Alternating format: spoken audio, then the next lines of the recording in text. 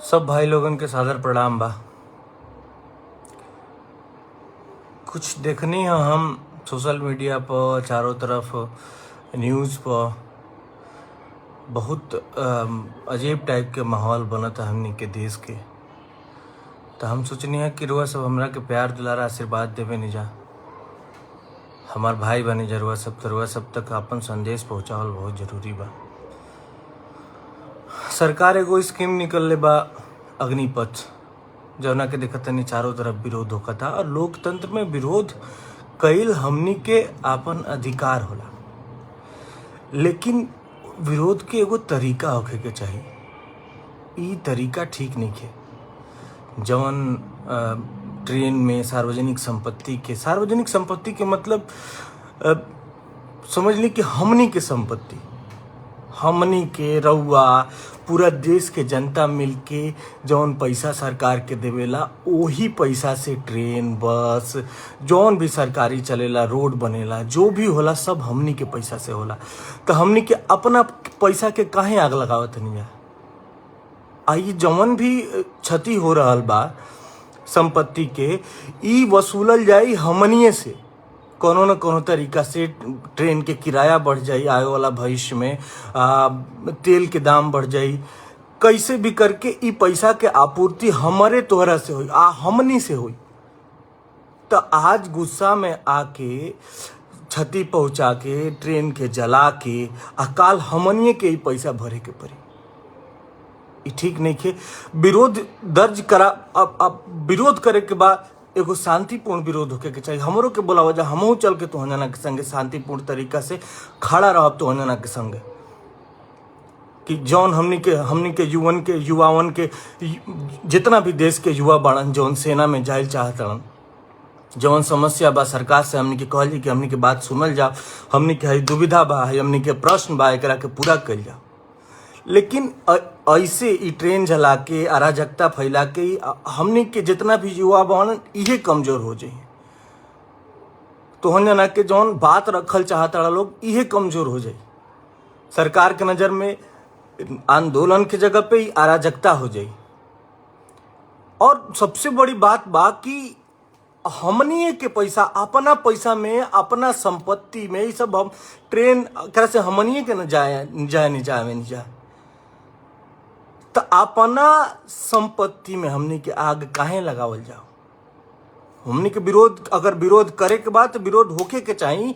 आंदोलन लोकतंत्र के एगो स्तंभ है। जनता अपन आवाज रखेला, सरकार के सामने रखे के भी चाहिए, लेकिन ओकर एगो सही तरीका होके के चाहिए।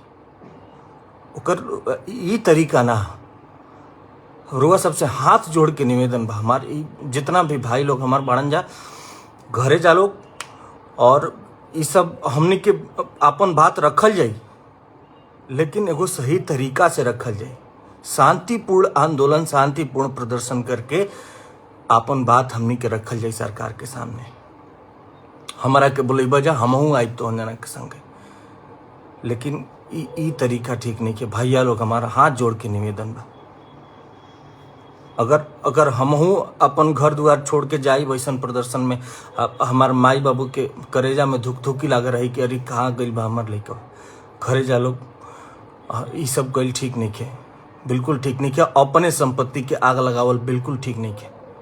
वह सब घरे जाए जा और अपन बात रखे के एगो उचित तरीका निकालल जाओ, अपन बात रखल जाओ, लेकिन ऐसे आगजनी करके ना, ऐसे ना भैया। हमार भाई हो लोग, हाथ जोड़ के निवेदन बा, अपन बढ़िया से बात रखल जाओ, शांतिपूर्ण तरीका से बात रखल जाओ।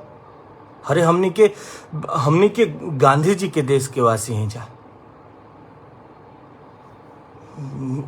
इतना बड़ देश अंग्रेजन के हाथ से अपन शांति के बल पे, अहिंसा के बल पे ले लिहल गई। तो अपन देश के चलाए वाला लोग से ऐसे बात रखल ठीक नहीं है। आराम से शांतिपूर्ण ढंग से अपन बात रखे के चाहिए। हमारा मन में ये बात रहल है, जवन भी बात बा रुआ सबके सब बात ठीक बा। जवन भी कहल जाता कि एमएलए एमपी 2 साल की नियुक्ति किया जाए, बाद में रिटायरमेंट दी जाए, ठीक है, ये सारी बातें सही है हम लोगों की, लेकिन उसके लिए एक मंच बनाइए, लोग एक जगह इकट्ठा हों, शांतिपूर्ण ढंग से अपनी बात को कहा जाए। ये तरीका बिल्कुल सही नहीं है कि ट्रेन को आग लगा के, आज अभी हम न्यूज़ देख रहे थे, हजारों यात्री इधर उधर छटपटा रहे हैं, कोई कहीं नहीं पहुंच, कोई किसी के घर वाले इंतजार कर रहे होंगे, वो छटपटा रहा है किसी ट्रेन पे, किसी सुदूर इलाके में वो उतर गया है, अब देख के हौल हलगामा, वो अपने घर कब पहुंचेगा ये कोई ठीक नहीं है। सबके बारे में सोचा जाए, और ये बिल्कुल बिल्कुल ये सही नहीं हो रहा है। आंदोलन का ये तरीका नहीं है। आंदोलन किया जाए, शांतिपूर्ण ढंग से अपनी बात को रखा जाए, और शांतिपूर्ण ढंग से जरूर सरकार देखेगी, मानेगी बात को, ऐसे नहीं मानेगी, शांतिपूर्ण ढंग से ही मानेगी। और ऐसे अपनी संपत्ति को नुकसान पहुंचा के, अपना पैसा जला के, अपना सब कुछ अपना है, अपने चीज को क्यों जलाएं हम लोग। ये बाद में वसूली हम ही लोगों से होने वाला है, हमसे आपसे, किसी न किसी तरीके से इन सारी चीजों की आपूर्ति हमसे और आपसे ही पैसा लेके किया जाएगा। तो प्लीज आप लोग इसको बंद करें, और जो भी भाई हमें देख रहे हैं वो अपने घर जाएं, अपने माँ बाप के पास जाएं, और शांतिपूर्ण ढंग से अपने बात को हम लोग रखा जाएगा सरकार के सामने। अभी ये तरीका बिल्कुल सही नहीं है, बिल्कुल सही नहीं है। हाथ जोड़ के निवेदन है आप सबसे, जो भी भाई अभी हमको देख रहे हैं वो अपने घर जाएं, अगर वो बाहर हैं, ऐसे प्रोटेस्ट में शामिल हैं, तो वो अपने घर जाएं और शांतिपूर्ण से अपने ढंग को, अपने बात को, इतना सारा प्लेटफॉर्म है, सोशल मीडिया है, सब कुछ है, न्यूज़ है, लेकिन अब किसी भी तरीके से अपने बात को रखा जा सकता है, लेकिन ये तरीका नहीं है। बस हाथ जोड़ी है भैया, आप लोग बात को मानिए और घर जाइए, और शांतिपूर्ण ढंग से अपनी बात को रखा जाएगा। ये सब ट्रेन को जलाना, बोगियां जलाना, लोग बहुत परेशान हैं।